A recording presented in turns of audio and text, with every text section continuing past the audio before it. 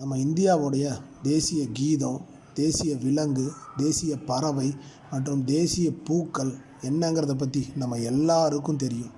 ஆனால் நம்ம இந்தியாவுடைய தேசிய காய்கறி என்ன அப்படிங்கிறத பற்றி நம்ம நிறைய பேர்த்துக்கு தெரியாது. ஆமாங்க, நம்ம இந்தியாவுக்குன்னு தனியாக ஒரு தேசிய காய்கறி ஒன்று இருக்குங்க. எப்போவுமே தேசிய கொடியை பற்றியும் தேசிய விலங்கை பற்றியும் தான் பேசுகிறோமே தவிர தேசிய காய்கறியை பற்றி யாருமே பேசுகிறதில்ல. அதனால தான் நம்ம தேசிய காய்கறி என்னங்கிறத பற்றி நிறைய பேர்த்துக்கு தெரியறதில்லை. ஆனால் நம்ம இந்தியாவுடைய தேசிய காய்கறியை அன்றாட சமையலில் நம்ம பயன்படுத்திகிட்டே தான் இருக்கு. காய்கறி மிகவும் முக்கியமான பங்கு நம்ம சமையலில் நம்ம பயன்படுத்திகிட்டு இருக்கோம். இந்தியாவுடைய தேசிய காய்கறி என்னதுன்னு கேட்குறீங்க. இந்தியாவுடைய தேசிய காய்கறி என்னன்னா அது பூசணிக்காய்ங்க. பூசணிக்காய் இந்தியாவில் எல்லா இடத்துலையும் பயிரிடப்படுது.